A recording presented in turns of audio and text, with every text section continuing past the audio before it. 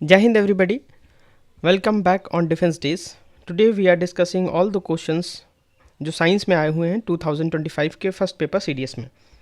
पहला क्वेश्चन पूछा गया है कि जो आपकी इमेज है वो इरेक्ट फॉर्म होती है कहीं भी मिरर के किसी भी जगह पे खड़े होने पे मिरर से कितनी भी दूर, तो उसमें जो आंसर होगा वो क्या होगा भाई, या तो आपका वो प्लेन होगा या तो कॉन्वेक्स होगा। अब हम बात कर लेते हैं भाई कॉन्वेक्स में जो होता है, जो कॉन्वेक्स में होता है वो ऑलवेज हमारी क्या बनती है, वो इरेक्ट फॉर्म में इमेज बनती है। अच्छा, दूसरा लेंस जो अपनी दूसरा मिरर होता है वो क्या होता है, कॉनकेव मिरर होता है। उसमें क्या होता है, इरेक्ट भी फॉर्म होती है और इरेक्ट के साथ साथ आपकी कैसी दूसरी जो बनती है वो इन्वर्टेड भी बनती है, इन्वर्टेड भी आपकी इमेज बनती है। इरेक्ट कब बनती है, इरेक्ट जब बनती है जब आपका ऑब्जेक्ट जो है वो पोल और जो आपका पोल और फोकस के बीच में होता है ऑब्जेक्ट, तब उसकी जो इमेज बनती है वो इरेक्ट बनती है। ठीक है। और एक और कॉन्सेप्ट यहाँ पे आपका याद रखना है, जो लेंसेज में पूछा जाता है कई बार, कॉनकेव लेंस, कॉनकेव लेंस और कॉनकेव और कॉन्वेक्स लेंस में पूछा जाता है।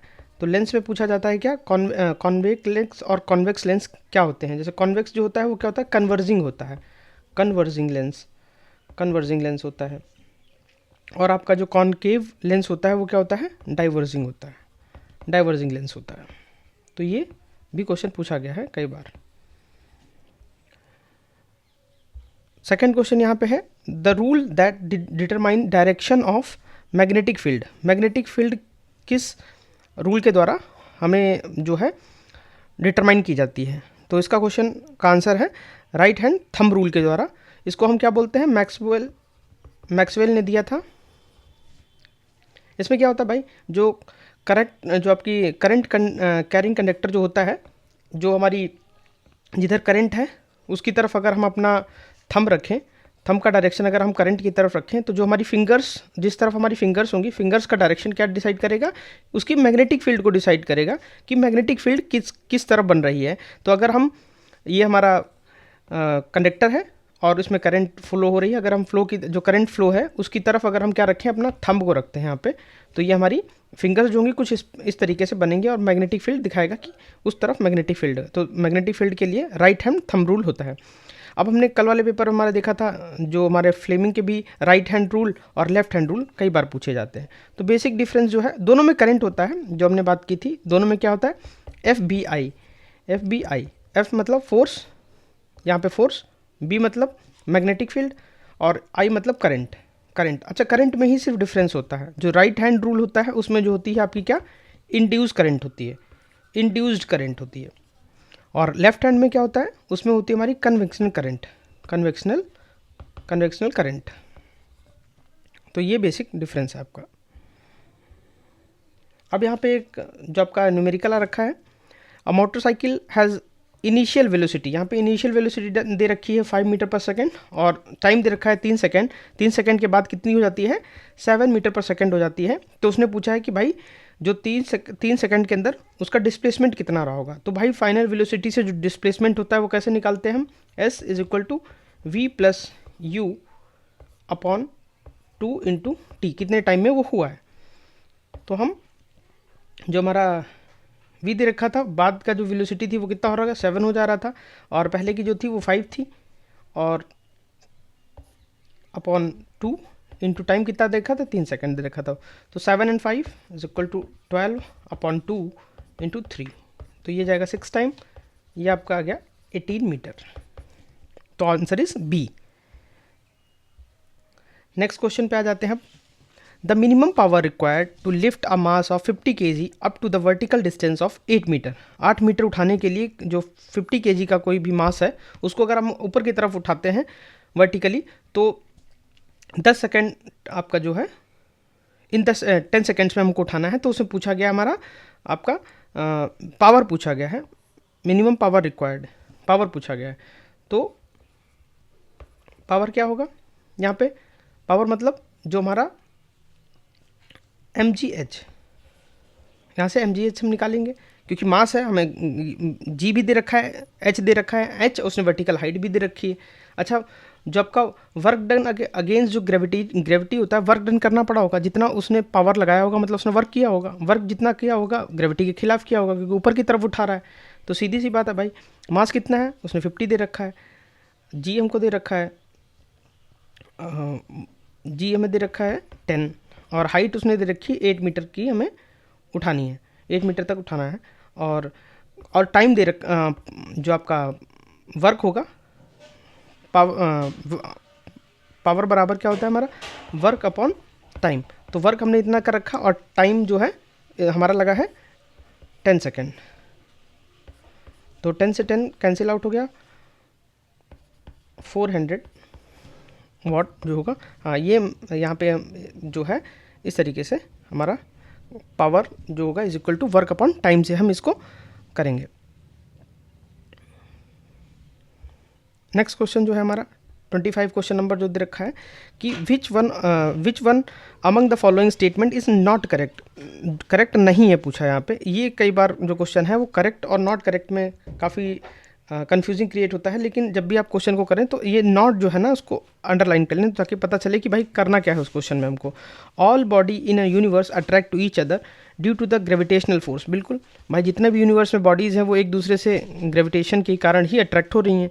Newton's law of gravitation follow from the Newton's law of motion. ये जो है नॉट करेक्ट है, बिकॉज भाई न्यूटन का जो लॉ ऑफ ग्रेविटेशन था वो अलग था और लॉ ऑफ जो मोशन है वो भी अलग था। लॉ ऑफ मोशन क्या कहता था, जो सेकंड रूल था हमारा न्यूटन्स का, वो क्या था, F बराबर ma, और ग्रेविटेशन का तो हमको पता ही है जो F बराबर G m1 m2 upon r square होता है। तो ये दोनों डिफरेंट है, अलग अलग दोनों आपके लॉज हैं, तो एक दूसरे से ड्राइव नहीं करते हैं। द वैल्यू ऑफ जी जो है वो क्या होता है, acceleration due to the gravity at the centre of earth is zero. हाँ, जो आपकी अर्थ की जो सेंटर है वहाँ पे जी जो है वो जीरो है। Mass and weights are measured in a different unit. बिल्कुल, मास की जो और जो आपकी वेट है वो केजी में हम मापते हैं, और जो आपका मास होता है वो हम दूसरी यूनिट में मापते हैं। तो ये दोनों, ये भी सही है, तो आंसर जी is B, answer correct answer is B. Question number 26 देखते हैं। A body float in a liquid if the buoyant force. अब यहाँ पे बॉइंसी से एक कॉन्सेप्ट आ गया है, बॉइंट फोर्स का आ गया है। अच्छा, इसका आंसर जो होगा वो क्या होगा, इक्वल टू इट्स वेट। जब आपका बॉइंट फोर्स होगा वो फ्लूइड पे लगने वाले फोर्स से बराबर में होगा तभी वो चीज़ फ्लोट हो सकती है, अदरवाइज क्या होगा भाई, यहाँ पे नीचे हमने एक्सप्लेनेशन में लिख के रखा है क्या है, if बॉइंट force is less than, याद रखिएगा लेस देन आप पूछ सकता है अगली बार वो कि बॉइंट फोर्स अगर लेस हो गया वेट से तो क्या होगा, तो बॉडी जो होगी वो श्रिंक हो जाएगी। बॉइंट फोर्स जब कम हो जाएगा बॉडी का लिक्विड पे लगने वाला तो वो श्रिंक कर जाएगी। तो हो सकता है नेक्स्ट टाइम वो यहाँ से क्वेश्चन पूछ ले आपसे। अब अगला क्वेश्चन जो है वो है आपका क्या कि भाई पूछ रखा है, अब मेटेलिक स्फीयर जो है उसका मास है 1 kg और वॉल्यूम दे रखा है 2 × 10⁻⁻4 metre cube is completely immersed in a water. The buoyant force exert by water on sphere. तो पूछा गया बॉइंट फोर्स कितना लग रहा है वाटर पर स्फीयर के द्वारा, जो स्फीयर है उस पर कितना लग रहा है। तो इसके लिए भाई फॉर्मूला क्या होता है हमारा, जो फोर्स होती है बॉइंट फोर्स होती है उसका फॉर्मूला क्या होता है, buoyant force is equal to P G V. अच्छा, पी यहाँ पे क्या है भाई, वो हो गया हमारी डेंसिटी, ये हमारी डेंसिटी ऑफ फ्लूइड, जो आपका फ्लूइड है उसकी डेंसिटी क्या है, जी तो हमें पता ही है कि भाई ये क्या है, एक्सेलरेशन ड्यू टू ग्रेविटी के कारण एक्सेलरेशन कितना हो रहा है, और वी क्या है, फ्लूइड का वॉल्यूम कितना है, फ्लूइड वॉल्यूम कितना है। तो यहाँ पे क्या है भाई, तो पहले तो हम जो हमारा डेंसिटी है लिक्विड का, डेंसिटी यहाँ पे क्या दे रखा है, वॉल्यूम दे रखा है 2 × 10⁻⁻4 और मास दे रखा है 1, और एक्सेलरेशन हमें नीचे दे रखा है जी 10 की power G is equal to 10 metre per second square दे रखा है। तो अगर हम सॉल्व करेंगे इसको 2 × 10⁻⁻4 × 1000, क्योंकि हमने यहाँ पे 1 किलोग्राम दे रखा है तो उसको हम ग्राम में करेंगे 1000 हो गया, और 10, तो हम इसको जब सॉल्व करेंगे तो 2 न्यूटन जो है आंसर हमारा आएगा, विच इज़ थर्ड ऑप्शन। अगला फिर न्यूमेरिकल एक दे रखा है, द लाइट बल्ब जो है रेटेड करता है हमको क्या 60 watt at 220 watt, has potential difference 110 across its ends. तो दोनों तरफ उसके जो एंड्स हैं उस पर 110 वोल्ट का लिख रखा। तो पूछा है तो वाटर डिसिपेट जो पावर है उसका डिसिपेट कितना होगा लाइट बल्ब में, तो वो पूछ रखा हमसे। अच्छा, मैं फार्मूला पता है P बराबर वी स्क्वायर अपॉन आर। तो यहाँ पे जो हमारा पावर है वो किसके रेशियो में दे रखा है, वोल्ट के रेशियो में दे रखा है और स्क्वायर में, इट मीन्स स्क्वायर कर रहा है। और जब हम देखेंगे 220 वोल्ट दे रखा था और वहाँ से कितना आ गया है 110 वोल्ट दे रखा, मतलब ये हाफ हो रखा है। जब ये हाफ हो रखा है तो भाई पावर हाफ हो गया है। जब पावर हाफ हो गया है तो कितना हो जाएगा, स्क्वायर में है तो 1/4 हो जाएगा, मतलब 1/4 रह जाएगा। तो अगर 60 वाट वहाँ पे दे रखा है तो 1/4 अगर हम इसका करेंगे तो कितना होगा, तो इट्स 15, मतलब 15 वाट आएगा, which is answer third, C answer है। Which are the following is use the simple microscope. Again repeated वही है जो हमारे लास्ट पेपर में भी हमने देखा था, लेकिन उसमें क्या यहाँ पे दे रखा है, उसने सिंपल माइक्रोस्कोप पूछा है। उसने पूछा था वहाँ पे क्या, एस्ट्रोनॉमिकल माइक्रोस्कोप के बारे में पूछ रखा था। या तो वो माइक्रोस्कोप आपको एस्ट्रोनॉमिकल दे देगा या तो सिंपल दे देगा। अच्छा, सिंपल माइक्रोस्कोप में जो होता है वो क्या होता है, आपका सिंगल जो कन्वर्जिंग लेंस होता है, लेंस लगता है। देखिए मिरर है, यहाँ तो मिरर है, इनको तो सीधा सीधा काट देना है भाई, लेंस है। अच्छा, डाइवर्जिंग हो सकता है तो कन्वर्जिंग हो जाएगा, तो कन्वर्जिंग हो जाएगा। कन्वर्जिंग मतलब क्या, कॉन्वेक्स, या तो वो कॉन्वेक्स लिख के देगा या तो कन्वर्जिंग लेंस लिख के देगा, दोनों में से वो कंफ्यूज यही करेगा। और लास्ट टाइम हमने देखा था एस्ट्रोनॉमिकल जो माइक्रोस्कोप था, जो 2022 के जो 2025 का जो सेकंड पेपर आया था उसमें एस्ट्रोनॉमिकल पूछ रखा था। उसमें क्या था, 2 कॉन्वेक्स, एस्ट्रोनॉमिकल में 2 कॉन्वेक्स लगते हैं और इसमें सिंपल 1 कॉन्वेक्स लेंस लगता है। अगला नेक्स्ट क्वेश्चन है, the force with which earth attract an object is called. तो उसको हम बोलते हैं वेट ऑफ ऑब्जेक्ट। जितना वेट होगा, क्योंकि हमने जो ग्रेविटेशन का फॉर्मूला देखा था उसमें क्या था, वेट ऑफ द ऑब्जेक्ट के ही थ्रू वो अट्रैक्ट कर रहा था, तो अर्थ अट्रैक्ट कर रही है वेट ऑफ द ऑब्जेक्ट।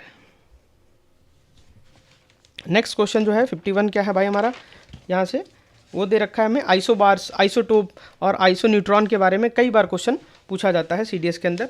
तो भाई आइसोबार्स क्या होते हैं, आइसोबार्स वो होते हैं जिनके मास नंबर सेम होते हैं, सेम मास नंबर। अच्छा, मास नंबर होता क्या है, वो होता है आपका प्रोटॉन प्लस न्यूट्रॉन।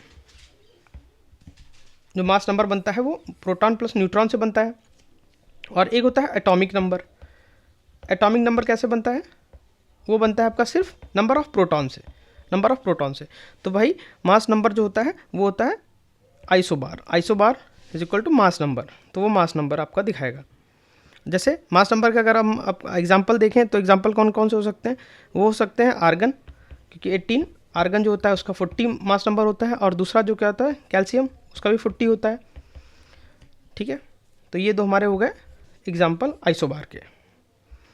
अगला क्वेश्चन है, विच one of the following could not explain by Rutherford nuclear model.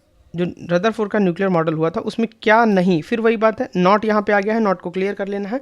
तो उसमें क्या नहीं बताया था भाई, प्रेजेंस, नीचे से पढ़ते हैं ऑप्शंस को, जो nucleus is a positive charge, बिल्कुल भाई ये तो था वहाँ पे कि पॉजिटिव चार्ज है न्यूक्लियर में, तभी वो रिवर्ट हो जा रही थी। फिर दूसरा दिया है comparison of size of atom and nucleus, वो भी दिया था कि टाइनी है, डेंस है और बीच में रखा हुआ है वो एटम के। और फिर तीसरा है जो presence of nucleus in a centre of atom, हाँ सेंटर में है। और ये जो ऑप्शन ए है इसका, ये जो है नॉट करेक्ट है, स्टेबिलिटी ऑफ एटम की बात नहीं की थी, जो कि बाद में एक साइंटिस्ट आया नील्स बोर, उन्होंने इसको बताया कि भाई स्टेबिलिटी ऑफ एटम भी कुछ चीज़ जो होती है वो नील्स बोर ने दी थी। तो याद रखिएगा इस चीज़ को, हो सकता हो अगली बार पूछ ले, स्टेबिलिटी ऑफ एटम कॉन्सेप्ट जो था वो किसने दिया, नील्स बोर ने दिया था। अब अगला क्वेश्चन है, if atomic number of an element is 11, अगर किसी भी एटॉमिक नंबर है, अभी हमने एटॉमिक नंबर की बात की थी, 11 है, तो करेक्ट नंबर नेम क्या होगा, उसका सिंबल क्या होगा, वैलेंसी क्या होगी। तो 11 हमको पता है भाई क्या होता है, सोडियम होता है, उसका Na सिंबल होता है और उसकी जो वैलेंसी होती है वो 1 होती है। वैलेंसी कैसे, जब हम इसका इलेक्ट्रिक कॉन्फ़िगरेशन, जो आपका इलेक्ट्रॉन कॉन्फ़िगरेशन करेंगे तो क्या होगा 281, तो लास्ट में क्या है KLM जो सेल्स है, तो M में क्या आ रहा है 1 आ रहा है, तो उसकी वैलेंसी हो जाएगी 1। ठीक है, क्वेश्चन नंबर 54 जो है वो क्या बता रहा है यहाँ पे, विच one of the following gas is used making soft drink. कई बार ये क्वेश्चन रिपीटेड है।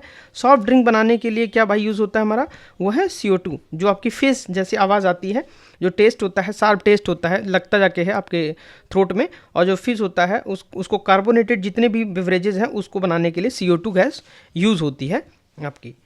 अगला क्वेश्चन है 55, which one of the following consider as a compound. Compound में बात करा। अच्छा, कंपाउंड क्या होता है भाई, कंपाउंड जो होता है वो आपका फिक्स प्रोपोर्शन में बात करते हैं हम, क्योंकि जो भी प्रोपोर्शन होगा वो फिक्स्ड होगा, उसी को हम बताएंगे क्या, प्रोपोर्शन, वो होगा कंपाउंड। तो कंपाउंड क्या होगा, कैल्शियम कार्बोनेट होगा। बाकी जो आपका कंपाउंड कंसिस्ट होता है 2 और मोर डिफरेंट एलिमेंट्स जो होते हैं, और वो साथ मिलकर जब आते हैं और वो भी फिक्स्ड प्रोपोर्शन में, उसी को ही बोलते हैं कंपाउंड। कैल्शियम कार्बोनेट जो होता है वो एक प्रकार का कंपाउंड है। बाकी आपके जो ऊपर ऑप्शन दिए गए हैं, सिलिकॉन हो गया, टिन हो गया, वो प्योर एलिमेंट है। सिलिकॉन और टिन जो है वो क्या है, प्योर एलिमेंट्स हैं।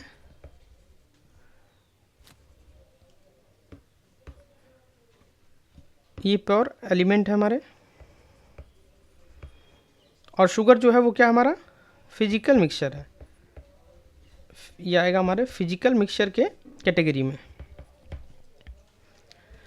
नेक्स्ट क्वेश्चन दे रखा है, रदरफोर्ड का जो अल्फा पार्टिकल स्कैटरिंग एक्सपेरिमेंट हुआ था गोल्ड फॉइल पे, तो उस पर रिस्पॉन्सिबल किस चीज़ की डिस्कवरी के लिए माना जाता है उसको, तो वो था एटॉमिक न्यूक्लियस की। भाई उस फॉइल में जब उन्होंने इस चीज़ का एक्सपेरिमेंट किया तो कई सारे जो थे वो डेविएट हो जा रहे थे, और जो कुछ हज़ारों के बाद जो कट जा रहे थे, वो जो बीम ऑफ पार्टिकल्स थी वो रिफ्लेक्ट होके वापस उसी जगह से चली जा रही थी। तो जिससे उनको पता चलता है कि भाई इसके बीच में क्या है, एटॉमिक न्यूक्लियस है। When alpha particle were deflected by a gold foil, it proved that the mass of an atom is concentrated in tiny dense positive charge, जो हमने भी पिछले क्वेश्चन में भी बात की थी, which Rutherford names nucleus, उसी को उन्होंने न्यूक्लियस का नाम दिया जो बीच में डिफ्लेक्ट कर रहा था। तो इसका आंसर जो होगा D. Which of the following is a metalloid. अच्छा, मेटलॉइड की बात कर रहे हैं हम यहाँ पे, तो मेटलॉइड से भी क्वेश्चन कई बार आ रखा है। तो मेटलॉइड क्या होते हैं भाई हमारे, एक तो ये पी ब्लॉक में होते हैं। पी ब्लॉक में कहाँ होते हैं, ये between the metal and non metal जो होते हैं हमारे, उनके बीच में पाए जाते हैं पी ब्लॉक के अंदर। ठीक है। अच्छा, यहाँ पे जो दिया है वो क्या दे रखा है, जर्मेनियम दे रखा है। There are some other metalloids are also there, जो होते हैं आपके क्या, सिलिकॉन, फिर आपके जर्मेनियम तो लिखा ही हुआ है यहाँ पे, तो वो होते हैं बोरॉन, फिर हो जाएंगे आपके arsenic, antimony,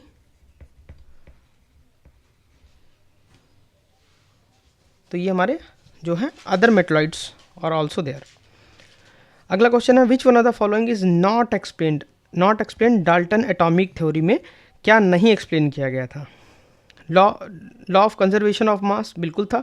law of constant proportion जो था आपका कंपोजिशन बिल्कुल था। Presence of different kind of atomic particles in atom, जो डिफरेंट काइंड ऑफ सब एटॉमिक जो हैं कहाँ, एटम के अंदर, वो हमारे दिया था जे टॉमसन ने। ये साइंटिस्ट का नाम था जे टॉमसन, तो याद रखिएगा। हो सकता है अगली बार ये भी पूछा जाए कि presence of different kind of some atomic in atom किसने दिया था, तो वो थे J Thomson. Law of multi proportion जो था वो भी हमारे जॉन डाल्टन ने ही दिया था। डाल्टन थ्योरी जो कि आपकी 1808 में आई थी, वहाँ पे हमें ये देखने को मिलता है। अब पूछा गया अगला क्वेश्चन क्या, कि ऑल लुईस एसिड। अच्छा, लुईस एसिड हमने देखा था, पढ़ा था, लुईस एसिड और एक होता है लुईस बेस, दो चीज़ें होती हैं, लुईस एसिड और लुईस बेस। तो एसिड क्या होते हैं भाई, जो एक्सेप्ट करते हैं electron pair, accept electron pair जो करते हैं उनको एसिड बोलते हैं।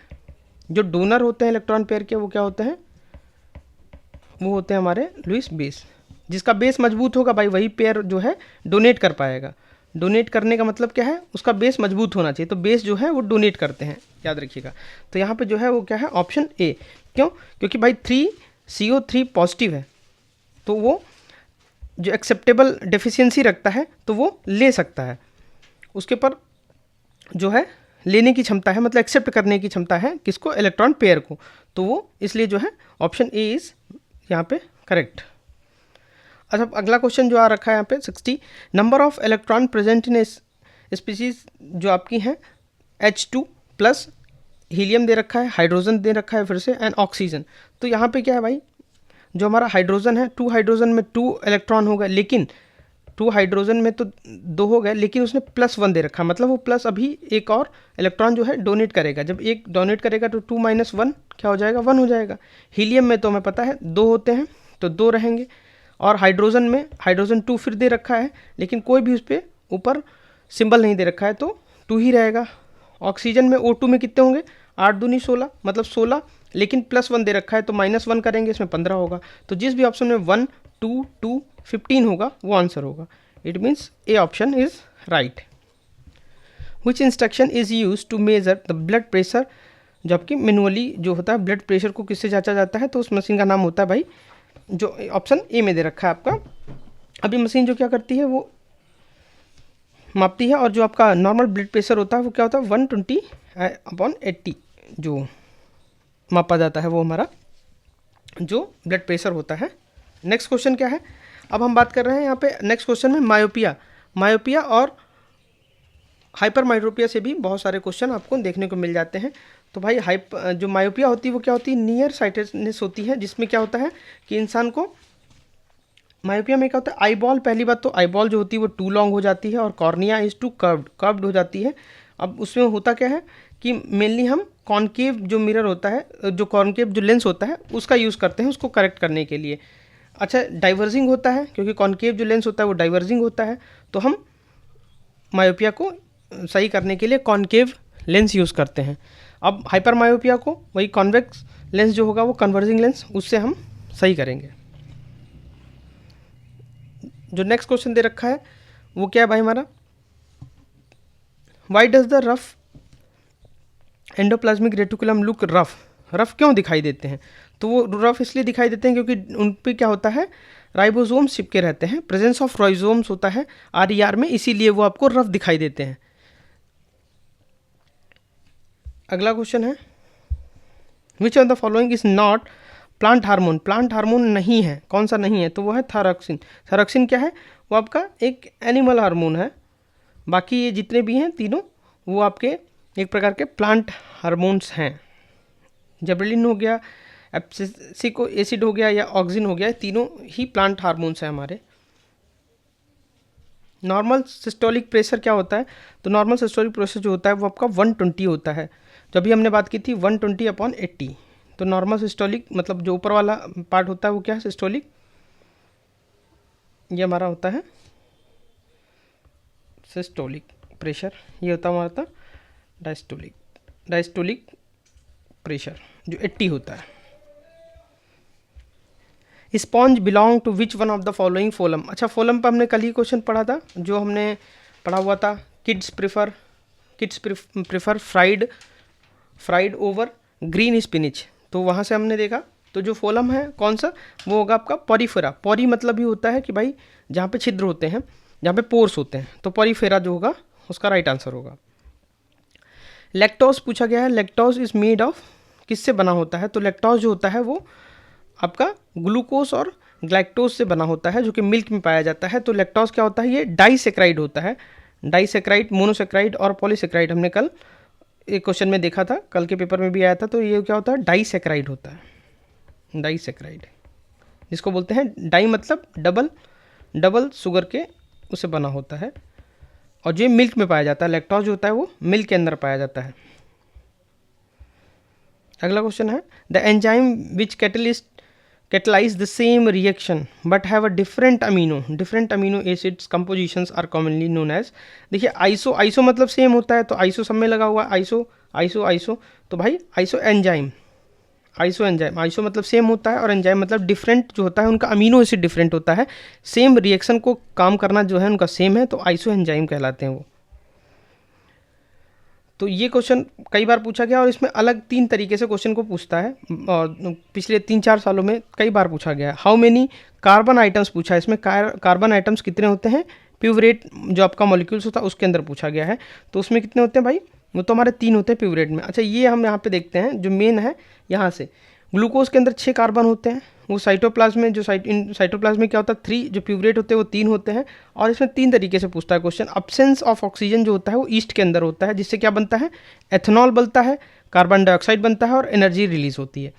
अच्छा, यही चीज़ अगर एब्सेंस ऑफ ऑक्सीजन में ना होकर आपकी किस में हो, लैक ऑफ ऑक्सीजन में हो, जो कि हमारी मसल्स में क्वेश्चन पूछा गया है, लैक्टिक एसिड जो है प्रोड्यूस हो जाता है और एनर्जी हमको देता है। तो वो लैक्टिक एसिड प्रोड्यूस होता है जब हम काफ़ी ज़्यादा एनर्जी कंज्यूम करते हैं और लैक ऑफ ऑक्सीजन हो जाती है, उससे हमारा बनता है लैक्टिक एसिड। तो क्वेश्चन ये भी पूछा गया है।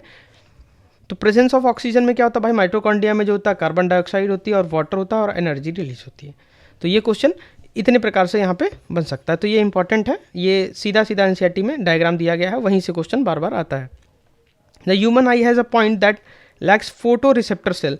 जो हमारी आईज होती है उनके अंदर जहाँ पे फोटो रिसेप्टर सेल्स नहीं होती हैं, उसको हम क्या बोलते हैं, ब्लाइंड स्पॉट बोलते हैं। वो चीज़ ब्लाइंड स्पॉट कहलाती है वो जगह जहाँ पे हमारे फोटो रिसेप्टर सेल्स नहीं होते। अच्छा, हमारे जो उनमें जो हमारी आईज होती है उनके अंदर रॉड्स होते हैं, कॉन्स होते हैं, जिनको हम फोटो रिसेप्टर, जो फोटो रिसेप्टर सेल्स होते हैं वो या तो रॉड के रूप में होते हैं या तो कॉन्स के रूप में होते हैं।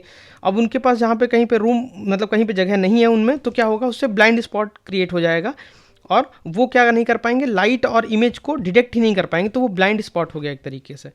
तो ये थे हमारे 30 क्वेश्चंस 2025 के जो फर्स्ट पेपर में सीडीएस के आ रखे थे।